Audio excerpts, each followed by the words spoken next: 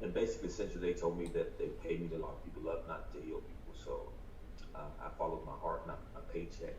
So that led me to creating the 12 Project. 12 is very significant to me because at the age of 12, while walking home from school, I was kidnapped and raped by a man I didn't know. He cut me off this railroad tracks, raped me, tried to kill me. Got away, ran away. He got away, but I was still left with the trauma from that event and didn't know it.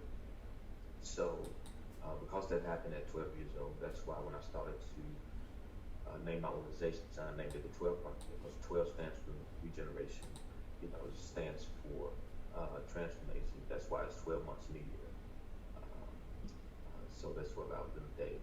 Uh, the two parts of the day, 12 hours in the morning, 12 hours in the evening. The 12 is that symbol of the jury. So it stood for justice. Also, it has a biblical spiritual meaning behind it. Uh, One day, just while studying the Bible, I saw this text. It jumped out at me. It was Matthew 10, verses 1 through 2. It said that Jesus summoned his disciples and he gave them power over abusive spirits, the ability to heal people. And so, it was ironic because the chapter was chapter 10 and the verses were 1 and 2. If you add that up, that equals 12, right? So, it's layers of meaning in that, but that's why I call it the 12 Project. I want to bring justice and healing and bring it to the world. I think one of the things that really impressed me, like not only the last time we talked, Kevin, but also through seeing you on various videos online and Yeah, talking about your story, is something you always go back to is yeah, you can't, and this is for everybody out there. Like if you've gone through some sort of abuse or some sort of trauma, you can't be your best self unless you address that. that's it. So Yeah. how did you go from that 12-year-old boy that was in that situation to now somebody who is advocating for victims? Yeah, that's an interesting question because initially I forgot, I wouldn't say I forgot, but I pretended that the event didn't happen. So much so that I played football in the very same stadium when I saw the verdict. So I became so disassociated from myself, and it worked for me. But what worked in my childhood became a hindrance in my adulthood, right? So the ability to hide and not be intimate and not be seen worked as a child to get through my childhood years, but as an adult, man, it was harming. To every relationship I had, I felt, and I wasn't there or present for that.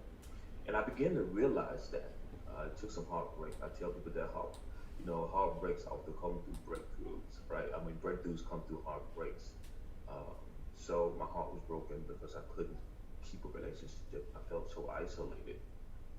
And then I got an assignment. I got an assignment one day. Someone asked me, because they knew my concern for victims and victimology. And at the time, I didn't even know that my passion for healing was connected to my childhood event.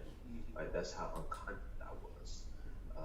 It wasn't until I got an assignment, someone called me and said, "Hey, the district attorney double booked. She can't make an engagement, and she was supposed to teach and train a bunch of nurses, sane nurses, on how to collect evidence for sexual assault cases. Can someone in your office do it?" And then they told me it was on an off day, it was during the weekend, and then they weren't getting paid for it. And I was like, well, I don't think nobody's gonna do that. So, so they asked about, what about you? And I said, I just said nobody. So I did it reluctantly, and I didn't know what to do. I didn't know, okay, how can I make this training interesting? How can I just be me? Otherwise, I was trying to figure out a way to be comfortable in front of people, which I never was. So I just went for it. I'm gonna tell my story. It's the first time I ever told it, ever. And I told it, and I looked out into the audience. People were crying. You know, these professionals who was helping other people, victims of abuse, but never addressed theirs. And I realized I had opened a floodgate. Now people felt the freedom to turn back and face that thing that they were so passionately running from. And I realized the effect I had in that one speech. And I went home, I did some inner work, and I was like, you know what? I got to address this. You know, then I started getting phone calls directly. It was like the universe heard what I put out there. And people were calling me. A young lady from Ebony magazine was doing a special on male assault abuse survivors. and we just so happened to went to school together, and she knew about me, so she called me and asked me to do it, and I agreed reluctantly again. Um, Told my story, but I realized I hadn't told my mother, right? Because when I ran home, I told my mother that I was robbed and not raped, because I was a 12-year-old African American male. That stigma, back then was real tough, and I was already bullied and talked about a lot in my life. So this was just another addition of trauma in my life. Um, so I had to call my mom. And now that was the hardest part and tell her the truth because I didn't want her reading that in some article.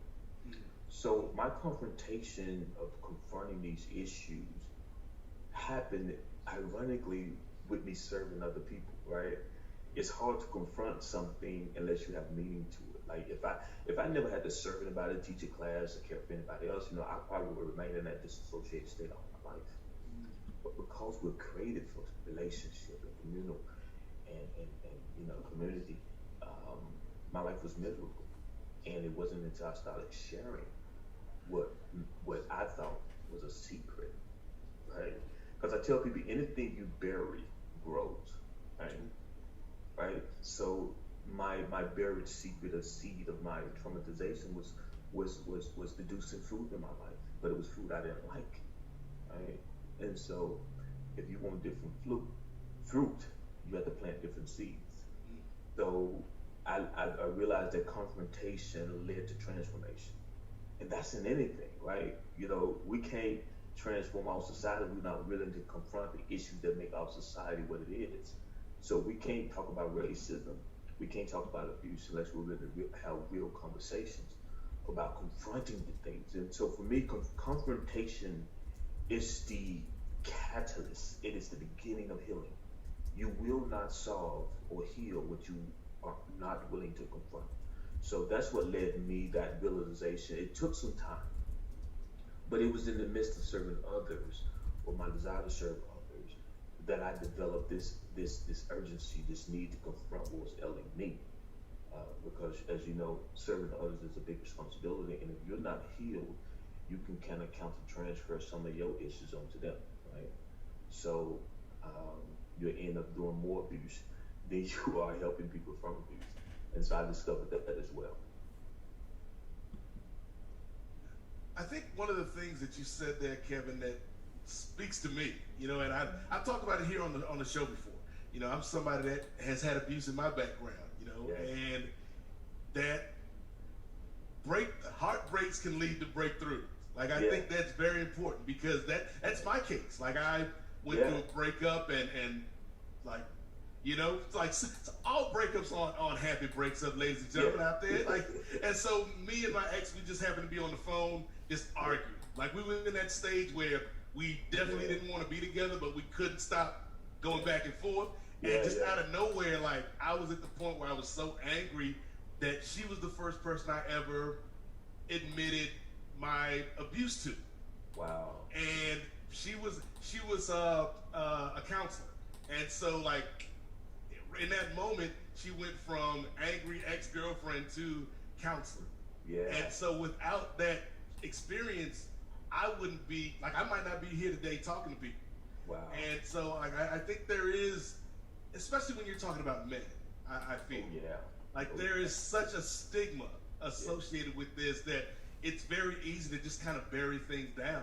Yeah, and that's interesting because I'm writing a new book called Go Forth, Going Beyond Ordinary. And the one thing that you hit on is that I argue the premise that you cannot move from where you are until you confront where you've been. Oftentimes we think we're living in the present, but we're really reliving the past, every single day. And until you confront that past, that's what you're going to end up doing. You end up being in this circular type sphere where you're constantly going around and around and around. You don't get off because you haven't confronted the thing that brought you to the current space that you're in. And so one of the things, I often tell people, and I'm addressing in this book, is that, particularly in the Bible, the first thing God does is get people to leave. And leaving means confronting those survival issues, because our identity loves to survive, but your soul is the only thing that can live, right? And so oftentimes we develop identities to help us cope. And so the first thing that God does in the Bible, and I notice, is God takes people and He changes their identity. And the one way He does that is forcing them to leave their familiar zones, those things that they have become attached to and have learned to cope with. And so healing is a very arduous, but it's a very dangerous journey because there's always that desire to turn back. Right? And I love the word mediocre. And I tell people, and I discuss this in my book, Go Forth, Go Beyond Ordinary. Mediocre comes from comes from a word that means the middle of the mountain, right? It gives you the analogy that everybody wants to go to the top of the mountain. But even when they start out, they realize how hard of a task that is. And so they get to the middle of the mountain, and what they do is they set up shop. This ain't so bad, but it builds houses, towns, and cities in the middle of the mountain. But there's that one person who wants to go beyond that and go to the top of the mountain. That person realizes when they get to the top, the apex of the mountain, they have a panoramic view. They're not limited to the side of the mountain that they've been on. And so they have a 360 view of the world. And they become more free, and they're not as contained by what they see and experience because now the world has opened up to them. And so most of us live at the middle of the mountain. We tried our lives to be something, to please people, to be accepted by people. And when that becomes too hard for us, we just set up shop where we at. Right? So, hey, I get comfortable. The brain loves what it knows. It fears what it doesn't. So it's more comfortable to live in pain than it is to solve pain. Because if I solve it, I don't know what it's going to entail for me to stay in a state of consciousness where I realize life is hard, but I'm bigger than my identity. Because most of the time when we're in pain, most of the emotions we deal with are identity emotions. The identity, come from our identity. I often tell people the soul desires nothing. Right? To live soulfully, you attach yourself to nothing, including your pain, including your abuse. Right? You become free of it. Even though what happened to you, you live from your soul and not your identity. Wait a minute, I'm not a victim. I don't have to live with that identity or live with that.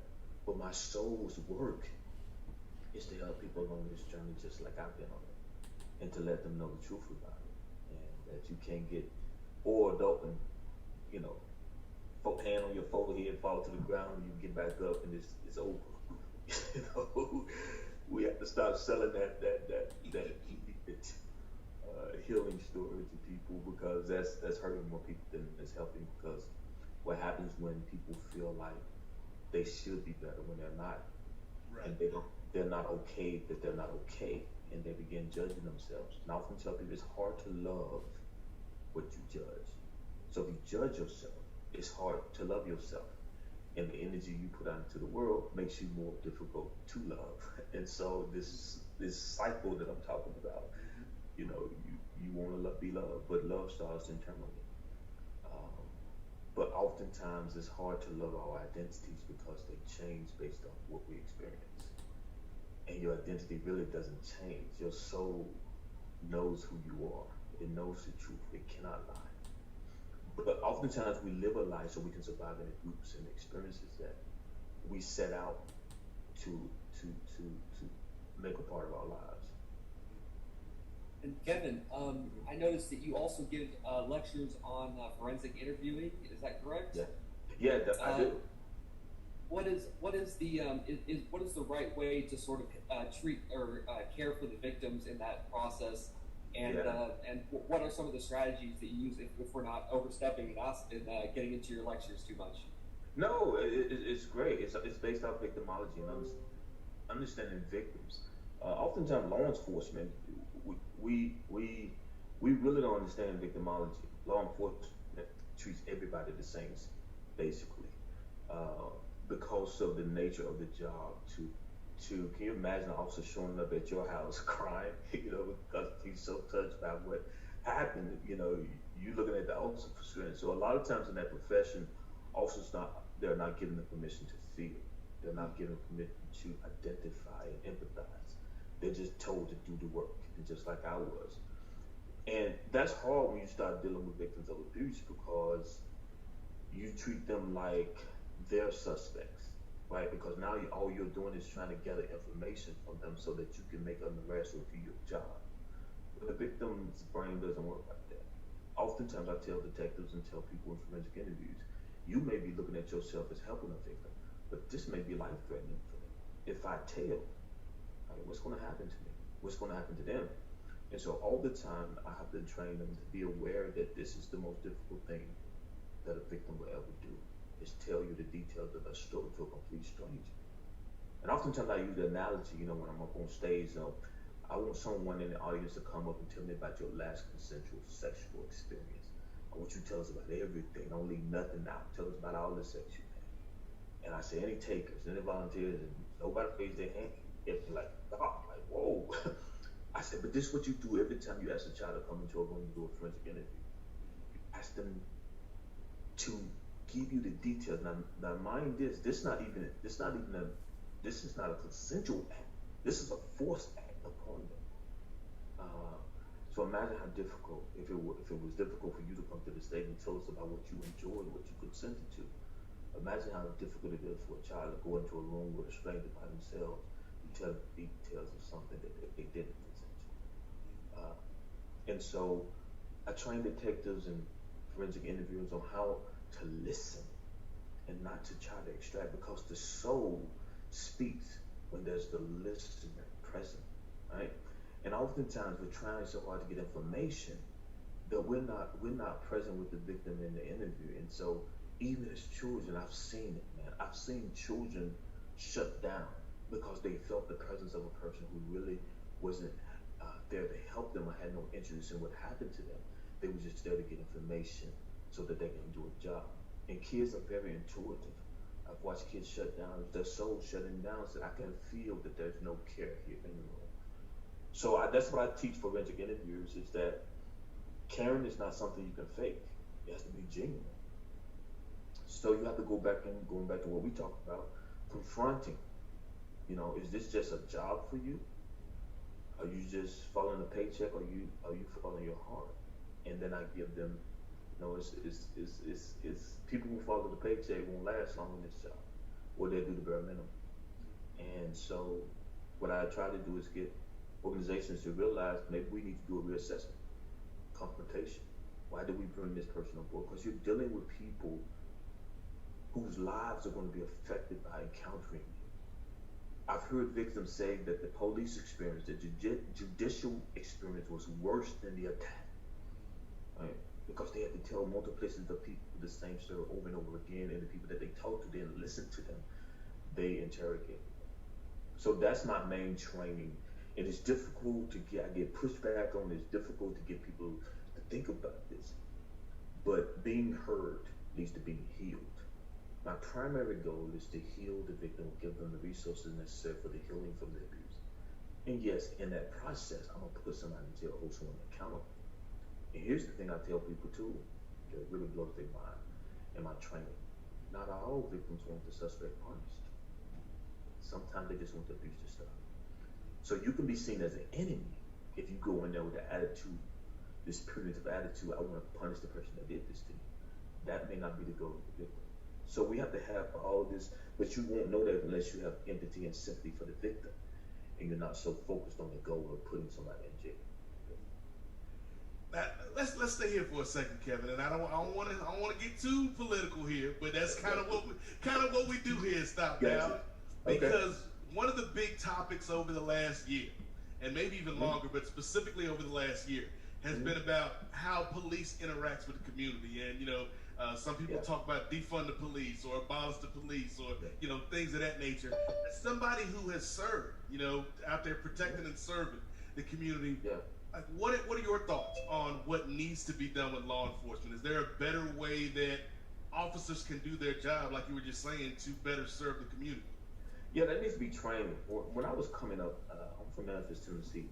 Memphis had an experiment that was I think I don't know if they experimented with it, but they no longer do it, where to become a police officer, you had to be like a traffic cop for 2 years. And all you did was respond to non-emergencies, accidents. You didn't have a gun, you just had a radio. But after those 2 years successfully doing that, then you graduate to become a police officer. I thought that was a wonderful tool they used. And I think police departments should get back to that, because what that allows is that you have an attitude to listen, right? Let me listen to what happened, because I don't have the force to put anybody in jail, or the threat to put someone in jail. So now when people know that there's not a threat against them, they're more able to communicate and cooperate with you. But if I show up with a gun and a badge in a neighbor dispute, just a neighbor dispute, right? My greatest fear is that this person is going to take me to jail. And from a police officer perspective, if you don't do what I say in that moment to stop the dispute, then yes, I'm going to take you to jail. So I abuse my power to control incidents that don't require me to get too intimate and involved with the people themselves. I want to get on to the next call. Look, in essence, y'all making me busy, y'all bothering me. This is not a real emergency. Right? But if you start sending people that know they got time, right? The goal is not to make an arrest. The goal is to listen and solve a problem. After 2 years of doing that, you bring that with you when you get the gun and the badge, right? So now you're not so adamant about, okay, my job as police is to put people in jail, right? And get to the next call. I got to solve this call as quick as possible, because there are 5 more waiting on. So police departments have to train as they approach crime. They have to really think about the serve and protect, and really go by that mantra, because really it's protect and serve, if at all, serve second. But that's, I think, is what's needed from police departments. And another thing that is needed, once I was a police officer, police officers are not taken care of psychologically. They're expected to go out and see the worst of the world, and yet there's no therapy given to them. There's no support groups given to them within their own police departments. And so can you imagine someone like me who had trauma all these years hidden inside of me, and I was going home with a loaded gun every single day. And people used to ask me, what's your greatest fear as being a police officer? Is it getting killed on the street? So no, my greatest fear is when I come home at night, I look in that mirror and I don't like the person I see, and I got a loaded gun on. Right? So a couple of drinks and in the right mindset, I'm out of here. But that's violence against me. But what if I decided, instead of dealing with my own pain, I'm gonna project my pain onto people that I feel like I have control over. So a woman crying to me, telling me she can't pay the ticket or she can get a tag, doesn't mean anything to me, because I'm still hurting in my pain. So her pain means nothing to me. My pain takes trump over her pain, takes precedence. So I can't sympathize with her. Ma'am, get out the car, I'm gonna do what the law says. You drive with a suspended license, I have to take you to jail. Now think about that. Think about this woman's attitude towards the police now, who she cried her heart out to. A woman who may be going through domestic issues at home, right? And it was just making ends meet and trying her best. Left her husband because of domestic abuse, and now she's struggling to pay even the least of fees, like a tag. And now she gets pulled over by the police. She really don't want to tell the whole story about why she left her husband and blah, blah, blah. Abusive relationship. So she goes into this, please, I can't afford it. So now the officer who she seeks help from locks her up. In his mind, he's doing his job. But because he never listened, right, his job trumped the ability to be human and to connect with another human being. So that's the thing with police departments. They're going to have to really get into this idea, I believe, having a separate force from non-emergency calls. Non-emergency calls, you may need even to have a counselor ride along. Hire you some counselors, not just for your police officers, but help them ride along on some of these calls. Right? And then help them go back to the office and say, hey, this is what you were seeing. This is what you were experiencing. Right? They called you for a domestic violence call. But this has been years in the making. Right? And when a domestic violence, this is what I tell officers also, if a victim picks up their phone to call you, they're in a state of emergency. Because most victims don't report domestic abuse. And if they do so, they're in a state of emergency. And how you respond to them, right, makes all the difference in the world. Because they may never call the police again. They may just suffer through the pain and abuse because the life experience they had was not a good one. So officers need to be trained constantly, repeatedly, from the time they go into the police academy. When I was in the police academy, they showed me what a bad guy looked like. 6 months. They told me how to respond to bad guys. You know, nobody told me about victimology, how to interview the victim, how victims come in different shades of colors, and some victims gonna cry when they're abused, some victims gonna laugh. Right? Just because the victim laughs could be a coping mechanism for the pain he's experiencing. I didn't get that training. I was like, hey, this is what a bad guy looks like. This is what a bad guy would do to you. Right? Your goal is to come home at night. Right? And we walk out that academy with that attitude. But the difference is we got a loaded gun, we got a badge of authority to make decisions without any oversight. Right? We have a law down here in Georgia where if you curse in public while I'm dealing with you, if you're angry and you curse, I can warn you. And if you curse again, I can lock you up for disorderly conduct. Or I can lock you up for loitering. You stand in front of the store 2, 3 in the morning, you're homeless. I could just say you loitered in front of the store for drug-related purposes and lock you up. I never asked you, are you hungry? I never asked you why you're standing out here. And if I did, I didn't believe you. So it's the mentality that goes with policing and not just the uniform or the profession itself. We have to change our mentality on human beings. How some communities are policed while other communities are protected. So, there's a difference, So there's policing and there's law enforcement. Right? We police the more affluent neighborhoods, the ones we think there's not going to be any crime in. And we enforce the law in those communities where we know there's a lot of crime. And we're fooled to believe that these communities have more crime in them than the communities that we don't police because we're not there often. Right? So I think the mentality has to change, and that's going to take a while. It's going to take someone breaking ranks, being disruptive, and somebody in a leader and power position to admit that and be willing and courageous enough to model that to the rest of the world and show that the effects are different than what we have now. Because police is in such an old institution, old profession, it's hard to get someone like that to change because for them it works. Right. And Mr. McNeil, I think that that avenue of possibly more detective work and a lot more non-emergency, like you're saying, is something we definitely need in education and training. And I know you're pursuing every avenue in order to fight the problem of abuse. Now, what are some of the experiences that you may have had with human trafficking, like in that line of work as well? Have you seen that? Oh yeah, I was in Special Victims Unit. We had a human trafficking unit that I used to participate in and get involved in. And I almost lost my life several times as a police officer, got involved in shootings. But one of the times I almost lost my life and was very thankful that I didn't. It was the human trafficking case. Young lady, it came off that 2 young ladies ran away from a group home or foster care home. And I did the report. And one of them showed back up at the hospital, hot a bunch of drugs, and she was 13, 12. And again, at this point, I'm in the understanding of victimology and victimhood. When I walked in, even the hospital staff was judging her like, she's 12, she's 13, what's she doing drinking? She's so drunk, she don't know who she is. So when I walked in, the young lady she was, and she looked at me and she started making fun of me. You short, this is that. And she was laughing. Laughed with her. I said, you know what? You're right. And I said, I don't even want to talk to you tonight, right? I want you to get better. I said, but what I do want, if you get better, if you want to talk to me, you let one of these nurses know, you let somebody know. And that's what happened. The old me would have went in there and said, hey, I need A, B, C, D. Right. I need some evidence and information, right? Whether you're drunk or not, I can take whatever you got to give me. But the new me knew better, and it worked out. When she got out of the hospital, she ended up running away again with another young female. But this time she got away. And at the time they just thought she was running away.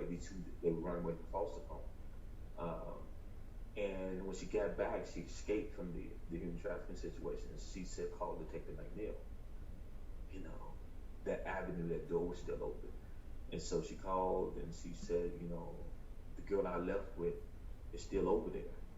They've been sexing us and selling us to other individuals. And she said, I can take you where they are. So I said, okay, and most time young people won't, work with the police because I had opened that door though. She was communicating with me back and forth, and so we went there. And when we went there, the guy pulled a gun on us while we were knocking on the window to try to get their attention. The guy pulled a gun. He actually tried to fire the gun, and it didn't fire. And I was standing right in the window at the time. So we called SWAT out, got SWAT team out. They went in, rescued the girls, and found other girls in there. They actually found the parents of the traffickers in there who were playing dumb, like they didn't know what was going on. So my experience with that was human trafficking is happening so much on our eyes that people who are allowing it and think it's okay. But what that young girl taught me was how to treat all human trafficking victims. And as a result of that, I found out, trying to go after their pimp and trying to get the details of, in the initial, if you don't build that trust, you're not going to get the cooperation from them. So even in human trafficking, we go in as law enforcement, or we go in as helpers, and we want to make an arrest. We want to hold the person responsible who's causing it. And oftentimes we overlook the victim in that process. And victims, I tell people this, I know this personally. The part of the brain, once a person is traumatized, becomes more sensitive to victimization, which means they recognize when they're being victimized, even by those who say they're sent to help. The only problem with that is that they're more willing to be victimized by somebody who pretends to do them good than someone who actually does them good, because now law enforcement have kind of gotten this bad rap that, all we want to do is make an arrest. And sometimes that's true, but that's the perception that most of the public have about law enforcement, and they haven't done enough to change that perception. So human trafficking exists because a lot of victims are not going to call the police. They're just not, because the past experience has been the pimp tells them, well, if you call the police, they're going to lock you up. And what do we do when we go there? Instead of putting them in a van or a nice SUV to transport them wherever we want to transport to get information from, we put them in the back of a police car. And where do we take them? We don't take them to a home that police departments own that they can retrofit that look like council. No, we take them to the police precinct where we lock up criminals. So in their mindset, they're being put in jail, or they're being punished, being a victim. And yeah. Sorry, Mr. McNeil. Have you seen the Netflix it's actually a show, Unbelievable? Yes, I have. I love that. Yeah. Okay. It's right on. That I tell police departments need to watch that video as a reference to training. That needs to be a requirement for every police officer. Period. Right? Because it epitomizes what happens, and it's spot on. I've also heard that the police take on so many roles because they have to take on the role of almost like, therapist, social worker, like teacher, parent, and all the failed social services that, like education, that we're sort of missing, like that are kind of not doing so well to solve any of our issues. So it's passed down to the police, and they take on so many different roles. That they're obviously overtaxed and overburdened, and we need something new to happen there. Yeah, and the bad thing about that, we take on those roles without being trained in those roles. Mm-hmm. Now, I'll be more confident in taking on those roles if you taught me some things about the roles that you're asking me to perform. And I think that's the key. It's like, I don't think you're gonna be able to change that part of policing. It's gonna always be one of those professions where you're gonna have to be counselor, you're gonna have to be teacher. It comes with the job, but you're going to have to be trained in those areas, and then not just make the assumption that I come with it, or that every officer is going to respond the same. We have to start training these officers. We have to start not only training them but caring for them. That's another element we miss. I spent 20 years as a police officer. We had 30 chaplains and not one therapist, and the chaplains never came to visit you unless another officer got killed. And they didn't come to speak to you. They just came to show up. They never set aside. And one thing that I suggested, and that police departments hate when I do, and they've never done it, is that you should have a counselor in every office of the police precinct. And it should be that if an officer walks in there and says, I need some time off, there should be no questions asked. The therapist should have the authority to grant officers time off at any time without the supervisor's questioning. but we don't care for our officers properly. We tell them go out in the world and solve the worst problems, and we forget they got families. We forget they come from backgrounds, and they may not be well. Like I told you, I was a trauma victim. No one knew about it. I walked home with a gun in the bag, drank most of the weekend to make my weekends go by, because I couldn't stand to be sober and conscious because I had to think about what happened to me. And yet I sobered up enough to put that gun and badge on, go out to the streets and deal with other people's problems. Right? So, Mr. McNeil, sorry for interrupting again. No, but we're going to welcome Cesare, who is from the Agora International Logic Party. He's familiar with us. I'd like to introduce him, and also to open up a Q&A session, if that's all right. Okay. So yeah, that's cool. Sort of a quick Q&A. If anybody has any questions, I know I have some. Now is the time. I was going to ask, because you do donate your a lot of the revenue from your books into these advocacy groups for child abuse, and you're, like I said, pursuing all the avenues. And I wanted to ask you about Kevin the Invisible Little Boy. What are some of the metaphors at play there? Because it seems like obviously there's a lot going on that is very interesting to me. Could you explain a little bit more about that? Yeah, I wrote Kevin the Little Boy because I wanted to help other teenagers and children deal with the emotions that come along with being a victim of abuse. And I want to do it in a metaphorical way. I often tell people the best way to hide hard truths is put it in a wonderful story. So Kevin the Invisible Little Boy, it's based off my story a little bit, but it's told in a fictional way, where this little boy, he sees this man up on a set of bleachers one day while walking home from school, and this man is invisible. This man, by Kevin recognizing this man, the man is shocked. He said, "You can see me," and the boy, Kevin says, "Yeah." And so the man says he's been there all that time, no one ever seen him, and then the fact that Kevin can see him means a lot. And so, because Kevin in the book, he's been bullied, he hated his childhood, no one likes him. So he asked the man, "How did you become invisible?" And the man tells him about this invisible forest. And so the man says, "Because you can see me, I can pass on to you what I went through, but I can't tell you the experience because I want you to experience." So the little boy becomes interested in the forest and goes in, and he meets all these different characters. He meets anger, he meets shame, he meets guilt, and they become his friends in that little forest. They help him become invisible. But while he's talking to them, one day he sees this bright, beautiful figure. I mean, he's never seen anything so beautiful in his entire life. So he tells his friends as they're sitting on the campfire, "Did y'all see that?" And he describes, and they tell him, "You must never," guilt, anger, shame, they tell him, "You must never interact with that image. You must never interact with that being, because if you do, they're going to cause you to lose friendship with us, and you may have to leave the forest." But Kevin is very, interested in this figure. He sees her again, and he encounters her, and he asks her who she was, and she said, "My name is Hope." For the first time, he sees Hope. And once he sees Hope and encounters Hope, she gives him a different feeling than when he's with shame, guilt, anger, and all those other characters. He just feels alive. And so she tells him that, "Kevin, I can make you visible again if you want to, but you have to leave the forest." And so he has a choice to make. Do I follow Hope, or do I stay in pain, shame, guilt? And so I'll let you read the rest of the book to find out what it is. But yeah. That sounds like an amazing story, actually. Yeah.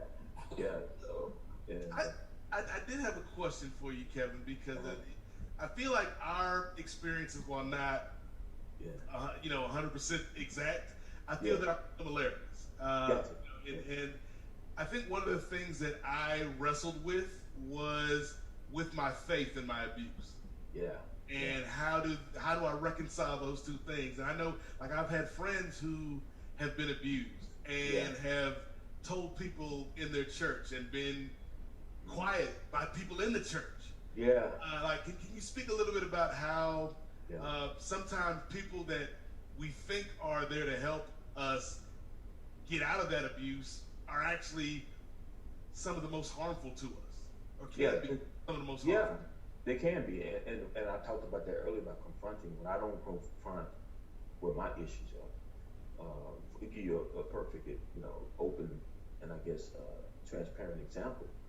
Uh, my first sex experiences at 12, they opened up doors to sex, and I noticed as a coping mechanism. I didn't know this at the time. As a young kid, I always wanted to masturbate, and I had this excessive sex addiction, even as a kid, watching pornography, things of that nature. And what I didn't realize, because I never had a father in my life, never had a male role model in my life, is that although this man did something harmful to me, it felt good that he went out of his way to get me, right? So it sounds sick, but it's one of those things where you're blown and wanting to be accepted and loved.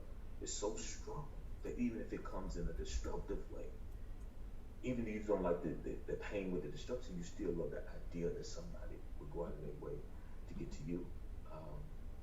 And so sex became interpreted for me as acceptance. Like if someone was willing to have sex with me, they accepted me. So I used sex as a tool as an evaluation of my own self-worth. So I became addicted to sex. And so what happened is that I began to become abusive and didn't know it. Because for me, abuse doesn't make, the definition of abuse that I have, the root word use is where we get the word utility, use from. That's the root word of abuse, utility, purpose. And it means the utility part, use where we give potential, purpose, and meaning. But AB, the prefix in front of use, anytime you add a prefix to a root word, it changes the meaning of the root word. But AB means, it's a Latin prefix that means to kill, steal, or to destroy something. So abuse means to kill, steal, or to destroy someone's purpose, power, or potential. All right, so that's abuse. You don't have to hit somebody. So I became abusive by that definition because what I was doing was I was using women to satisfy my pain. I had no intention on marrying them or loving them. So I'm stealing their potential, their purpose, their power, right? That's abusive. We may not want to think that's abusive, but it is because your intentions are wrong. Yes. So my abuse became one being a male where it was celebrated, right? Man, he got multiple sex partners. He a player, he a pimp. But I was using women, right? The only difference between me and a pimp was I wasn't forcing them to have sex with other people for money, but I was still using them for my own sexual gratification and for my pain, my purpose. And so what happens is that people in the church, a lot of them are given leadership positions, and they haven't dealt with their issues. And when you haven't dealt with your issues, they're going to come out in relationships. That's when you really know what your issues are. You single, you out here, you ain't really connected to nobody, you ain't really dealing with people a lot. You're not going to really, you're going to think you're good, But once you get in that position of leadership now, it's for me, I started speaking, man, all these beautiful women was coming up to me and like, can I have your number? Can we talk? And at first I'm not healed. I'm like, oh yeah, sure. And I remember, I think sex is I'm using sex as an evaluation tool. So if this woman want to talk to me, she really want to have sex. And then sometimes because those victims came to me in true honesty to help me, wanted to know more about that pain, sex probably would occur because the way I came out, I wasn't healed. I was rejected. I was using it. But I end up hurting them worse after the fact, right? Because now they say, I really can't help you, end up taking advantage of me. So now that abuse, that's what happens in the church. We put all these people in leadership positions without understanding who they really are. And now you're giving them all this power and access, right, to individuals. So now if my pain has not been solved, remember I told you what you bury grows. You cannot bury pain and not replicate it in some form or another. It's just not possible. You're going to need to do it to yourself, you're going to do it to others, and you may not do it to the varying degrees in which you were abused, but you would do it at some level, like I was. And so I think the church is full of people who hadn't gone through their training. Like one of the things people hear me say from the stage is that I think it should be required that everybody gets abuse training, that everybody gets training on victimology, gets training on abuse. Here's why. Because if everybody's educated, everybody knows, now you create a community of care. So before the preacher can get a license to preach, he has to go to this class and get his preacher's license. And he has to go to this class where he has to sit down as one of these child advocacy centers, one of those entities and institutions where I send money to support to help abused children heal. If he has to sit down and let one of the instructors from the child advocacy center come and teach him in order to get his preaching license, and then he has to pay for that, that's money going back to the child advocacy center for the work that they do to help children heal. But at the same time, it's educating the person in leadership. So now they know abuse is just not something that I do one time. That one time affects that person for a lifetime. That's what I love what Alice Miller said when she said, your childhood lasts a lifetime. What happened to you in your childhood, you carry through your adulthood. And so I think if that becomes a norm, because people think I'm crazy when I say that, but we make people get licensed for guns. We make people get licensed to dance in strip clubs, to sell alcohol. Why not make people get licensed to take care of one of our most important resources, which is our children? Right? It just makes sense. So you'll stop preachers who are pedophiles or those who have the proclivity to abuse others from coming in and doing such acts. Right? Because now they have to sign up on training that they got trained. Now it's easy to prosecute individuals like that because now your intention is shown. You went into this knowing the training that you got, and you knew, and you still did.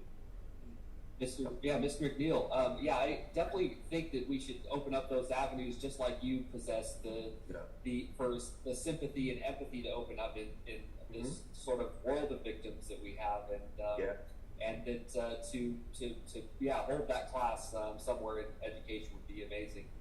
Yeah. And I also have one last question before we go. On one of the topics on which you speak, I was curious about the Together We Stand lecture that you have.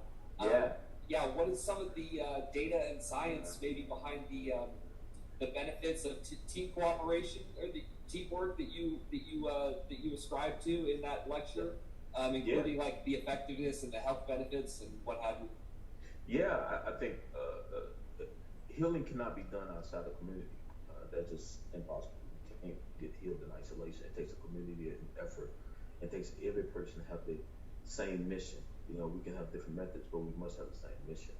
And I use nature as a perfect example, science. That's how this works. You know, the sun heats the water lets out vapors, creates steam that produces clouds, the wind comes and pushes the clouds over land and produces precipitation, which helps grow. Trees give us oxygen that's human we can breathe, right? That's the whole formulation of the universe. The sun goes around, nothing exists in isolation. Nothing works in isolation. Your car, right? One part mess up, your whole car mess up. Your body, right? Your body is a perfect example. Your liver decided you want to cooperate with your heart, hey, your whole body gonna be messed up. Everything works in conjunction with teamwork, right? People talk about Martin Luther King, but you gotta include the students at the lunch counters. You gotta include the white man, the Jewish man, the woman that walked alongside of them. You got to include the woman who prepared meals for them while they stayed up talking about meetings, right? Martin Luther King, he didn't bring justice by himself. He did it because he led a team. And it was cooperation from that team that brought the healing into the world. And so I use that to say, together we stand. And it's true. Together we stand, divided we fall. And so you're seeing that now in our country, right? You're seeing these different things happening that divide us. And we can't come together on the most simple things like climate change. That's evident. That's going to kill all of us. It's like being on a plane that's crashing, and you trying to stop the one person that can help us because you don't feel like you the one, or you feel like you the one to be the one to help. Well, if neither of us come together on how we gonna best help everybody right? So that's what you're seeing. And you got some people that don't even believe they're on the plane. You're right. Or if the plane crashes, they gonna survive it, and everybody else gonna die. and that's the whole thing. You know, what we see in the world today, we're crashing, and then we got people trying to fight.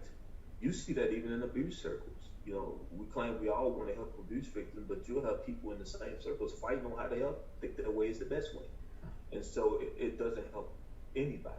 So in that lecture, I talk about together we stand, divided we fall. Nature teaches us that. Our own body is an example of that concept. And if we can't get together, Martin Luther King said it best, right? You know, he talked about, you know, either we come together as brothers or we perish together as fools. And so I don't want to become a person known to be foolish.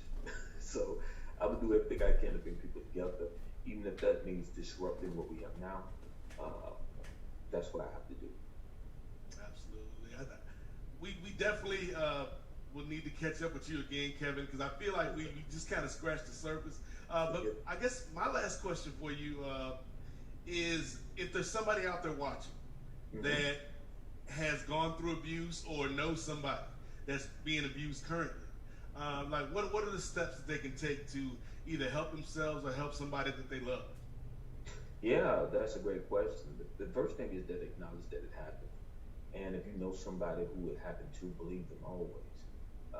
We live in a culture where suspects are given benefit of the doubt, and victims are questioned over and over again about did it really happen. And so my advice for someone that it happened to is that it happened to, right? And acknowledge that. Acknowledge the pain that comes with it. Don't try to ignore it. Don't try to bury that pain. But also, don't try to do that by yourself. Get into a group or a support group with people who can listen to you. You know, I'm not so big on people who give you advice. I'm more big on people who can actually listen to your heart, your soul.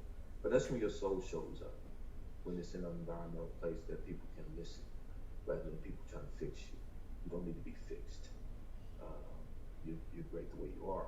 Something bad happened to you, and you can get through it. There's a community of people that things have happened back to them as well. And so I would say, find that group and let your soul connect you to that group. Don't think just because you need to belong that you get in any group, because it may not be your best group. And so live from your soul, not your identity. I tell people, the soul desires nothing, it attaches itself to nothing, not even victimhood. And you'll find peace in that. Thank you very much, Mr. McNeil, for being with us today. It's been a pleasure, and thank you so much for sharing all your insights. Thank you. But we do have to go, unfortunately. So, much appreciated, and thank you, everybody. Thank you, Nate. Thank you. Yes, Cole, it's been great as always. And again, for more about Kevin, check out the 12 Project, because he's doing some good work out here. Thank you, sir. Appreciate you.